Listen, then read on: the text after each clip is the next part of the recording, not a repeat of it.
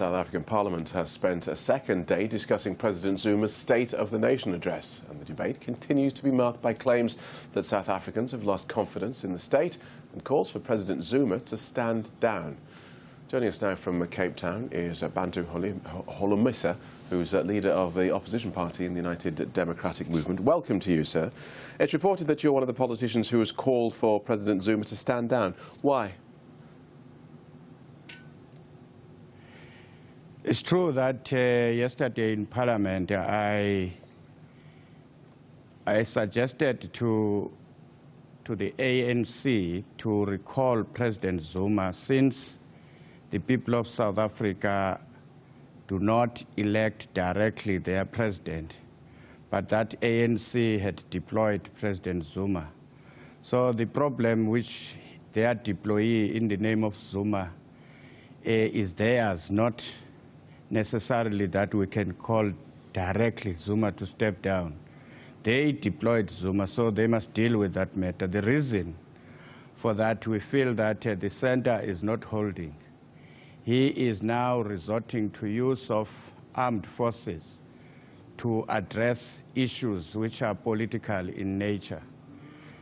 So we are saying, President Zuma, please step down. Over and above that, he has failed dismally to take the country into his confidence and be resolute and answer questions on the monies which has been used in his private home, monies which belong to the state. This desire to get the president to publicly address some of these accusations has led to some undignified protests in Parliament during the State of the Nation address. How have people in the country reacted to those scenes? Well, the people, if one looks at the comments in social network, in newspapers, in public debates conducted by the media, I think there is an overwhelming agreement that President Zuma needs to answer the question related to his private home being funded by the state. So the people of South Africa, I would say they are divided, of course. But in this case, I think even some senior members of the ANC are beginning to surrender in defending President Zuma, who doesn't want to own up. So you say that you want the ANC to recall President Zuma. So do you want them to recall him and replace him? If so, with whom? Well, I cannot choose for them, but in terms of our system here in South Africa, we don't elect president directly. We vote for political parties. So I was making things easy for the nation and for themselves to seriously discuss the exit strategy of President Zuma. And they recall him, and then we get another person. They still have the numbers in Parliament. Whoever comes, as long as, at least this time around, they don't bring a questionable character.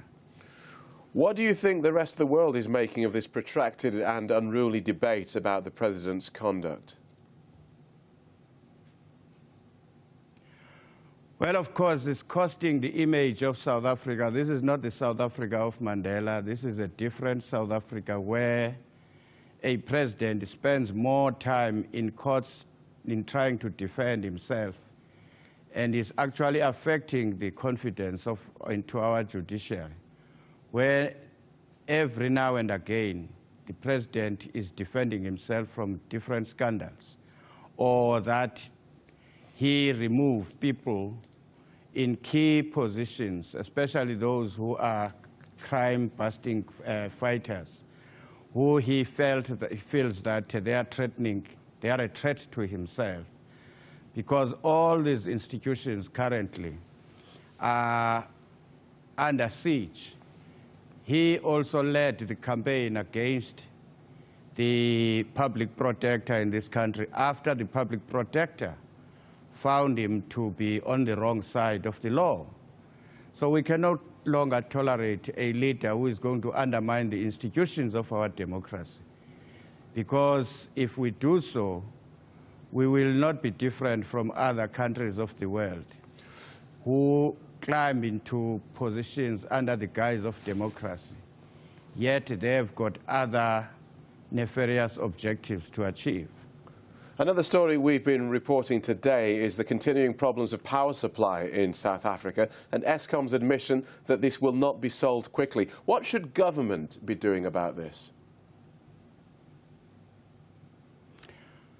Well, the best way is for the government to seriously consider releasing control of or take the Eskom back to the hands of the private sector, because during that time the Eskom was doing very well. Even the electrification was moving on a faster speed.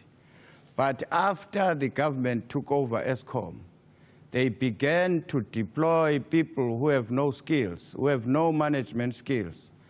As a result, now this affects our economy. The would-be investors now are beginning to question as to, if I want to take my smelter plant to South Africa, will I have adequate electricity? The answer is going to be, no, I'm not sure. You don't need that in this day and age, because the competition outside there is very tough and stiff. So the South African government, if I were in their boots or I were to advise them, they should, for now, stand guarantees to the money which Eskom wants, but work a way out of calling for the ownership, or at least 49, 51% ownership. That would be a nice partnership between the state and the private sector. And also to allow those who can produce energy to link directly to the grid. But they want to have hold on monopoly on this, because they use this electricity for political ends. The sooner they wake up, the better. All right. Bantu Holomisa, thank you so much for joining us here on Arise News.